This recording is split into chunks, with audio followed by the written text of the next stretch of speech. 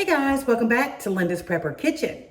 So today we are going to talk about my last video, and I'm going to talk about why I think prepping can be such a waste of money. That's right, I think it's a waste of money in some aspects. Hold on, the cat wants in. Tom, hold on. Sorry about that, Tom wanted in. So today we're going to talk about just a couple of things that can cause wasting to be a huge, and when I say huge, I mean it could be huge waste of money. It depends on how big of a prepper you are, and I guess I'm going to say it, how good of a prepper you are. So to me, one of the number one reasons, and it's not the number one, but one of the reasons that prepping is a waste of money is overstocking. Yes, I said it, overstocking. There is such thing as overstocking. I know a lot of y'all might be clicking on out of here right now, but hear me out. So a lot of us, especially new people, tend to get out there and they're all gung-ho in there and they're just grabbing everything up and get their hands on and throwing it on their shelf or in a bucket or here and there and stocking till the cows come home. That's a huge waste of money. And one of the reasons being a huge waste of money is you get so much stuff you forget about what you have. So if you don't know what you have, how are you going to use what you have? How are you going to rotate through what you have? By not rotating through your food, not knowing what you have in your pantry, it sits there. I don't care how well you've prepped it in dark places, in oxygen-proof buckets, and it lasts forever. Everything does not last forever, and when you forget about it, it is sitting there rotten on your shelf. One day you'll realize, oh, I have this, and you're going to go and you're going to pull it out. It's an emergency, and it's rotten. It's sitting there. You have to rotate through your food. If you're prepping so much that you cannot use that food up and replenish it with new, then it is a waste of money sitting there. Some things like rice, if it is in a airtight container, those things tend to last. There's such thing as a long-term pantry, and those items you can tend to prep and leave them there to sit. But the bulk of your pantry, like your flour does not last forever. It does not.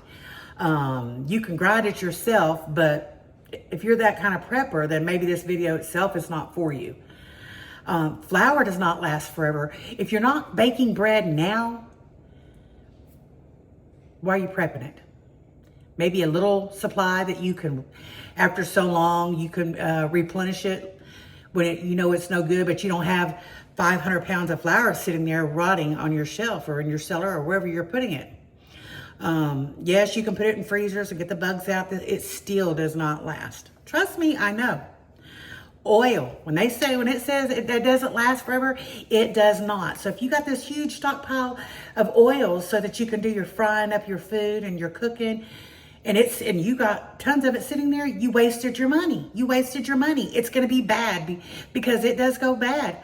Those dates on there, those are not throwaway dates. Those are Best Buy dates. But there does come a date that it is throwaway time. So overstocking can be a huge, huge mistake. Now, these are all just my opinions. You may not see eye to eye, and you can let me know down in the comments. Don't overstock. I say a year, maybe a year and a half for me, on certain items. Certain items I would only do 6 months.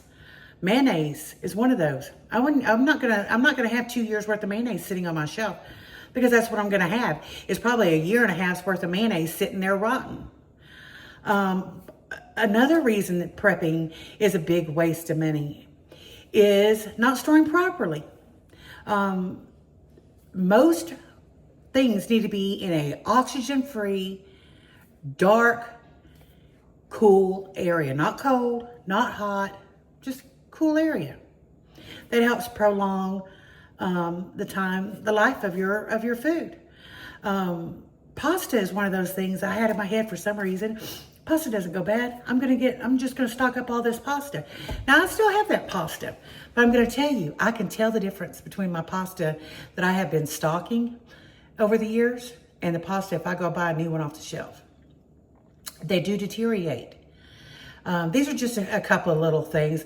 Today I'm not working today, so I thought I would get on here and quickly just talk about a couple of these things. I do plan on sharing my new pantry with you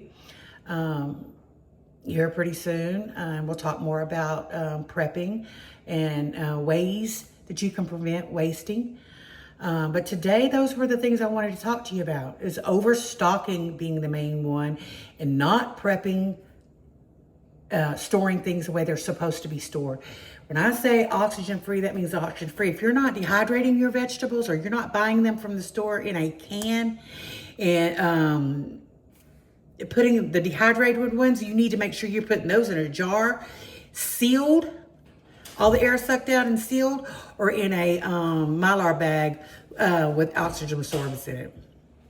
But anyway, I'm going to get off here. Those are just a few of the things I wanted to talk to y'all about today.